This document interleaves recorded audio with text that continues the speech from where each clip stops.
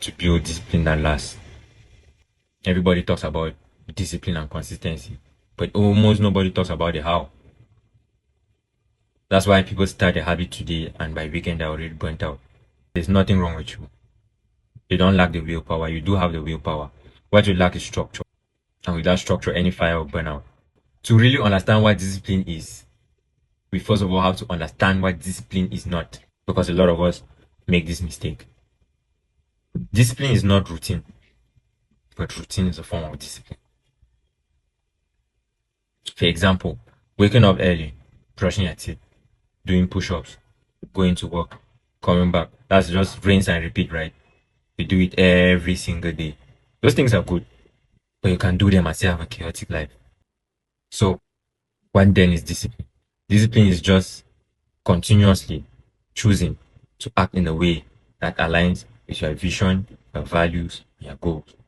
In this definition, there are three things that I've listed that I believe will be the key to you building a structure. And from that structure come lasting discipline. And here are the three keys. Continuously, values, and vision. How now do we build a structure? First, in order to build a structure, you need to have a vision. You must know who you want to become. You must know what you want. And when you have done that, you have to define your values. So, discipline, guys, is not one big decision. It's 1,000 small ones. For example, if your vision is to become a president, your life must slowly revolve around that decision.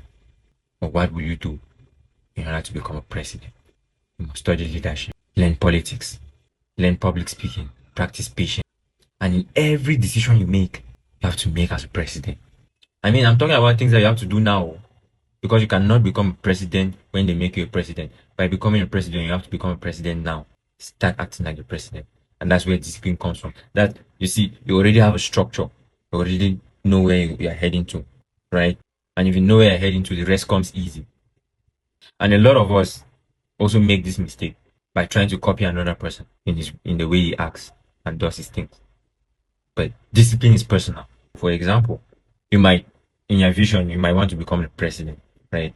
And I've listed a couple of things that you need to do and constantly redo. You need to know the kinds of choices you are making. Your friend on the other hand wants to, let's say he wants to become a body fitness coach, right? And he gets up every morning. He does 50 push-ups. He eats only proteins. He makes decisions that align with him being a fitness coach, right? And you, that you want to become a president, your system that you have built requires you just to do 5 push-ups. You need to read different kinds of books. You need to do different kinds of things. But does it mean that your friend that is doing 50 push-ups is more disciplined than you that is doing 5 push-ups? He's not, right?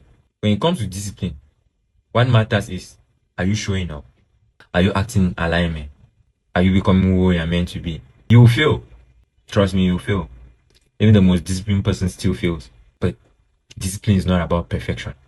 Discipline is continuous practice. That's why that definition had the word continuously. Even when you fail, you still have to choose to get up and continue going. Because a lot of us fail and we think that is it. When you fail, you get up, dust your skin like a big boy and keep on moving ahead.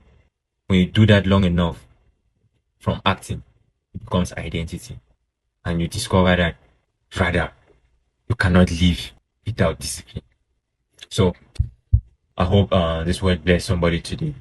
And remember, when you fall, you get up, dust your skin, keep on moving.